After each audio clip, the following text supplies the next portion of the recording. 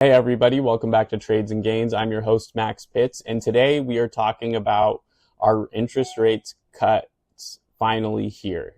The Federal Reserve is back in focus as we close out 2024, and the big question is, how low will rates go? Today we'll break down the latest Fed decisions, what this means for your mortgage rates, and why Wall Street is buzzing about rate cuts for 2025. Let's dive straight into it. First on the docket, let's talk about why the Fed is eyeing rate cuts. After an aggressive rate hike cycle to tame inflation, the economy has started to show signs of slowing. Inflation is cooling, labor markets are stabilizing, and consumer spending, while still solid, isn't as red hot as before. The Fed's benchmark interest rate is currently 4.5% to 4.75%. But here's the big news. According to JP Morgan, the Fed could cut rates by 75 to 100 basis points in 2025, with the first cuts possibly coming as early as March. That's huge for consumers and investors. Now let's talk mortgage rates. For home buyers, rate cuts could be a game changer. After soaring to over 7% earlier this year, mortgage rates are finally trending down.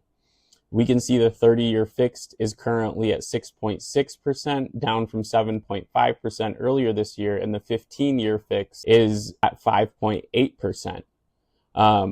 Could save homeowners hundreds of dollars on monthly payments if the Fed does deliver multiple cuts next year.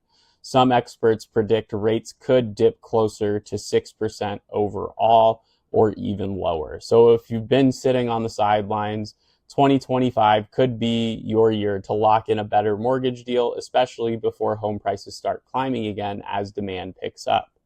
Now let's zoom out.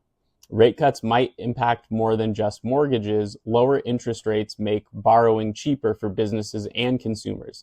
That stimulates spending and boosts investments and helps keep the economy moving. Wall Street loves rate cuts too. Lower rates often send stocks higher, particularly growth sectors like tech and real estate.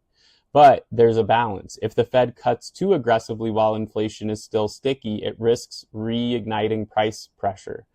That's why Fed Chair Jerome Powell is likely to signal a slow and steady approach for 2025.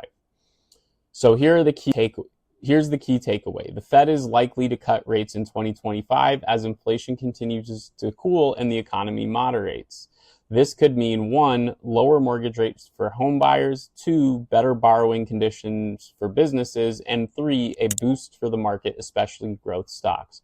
But remember, it's all about balance. Keep an eye on inflation, employment data, and Powell's signals in early 2025. Are you planning to buy a home or invest in the market with these rate cuts on the horizon?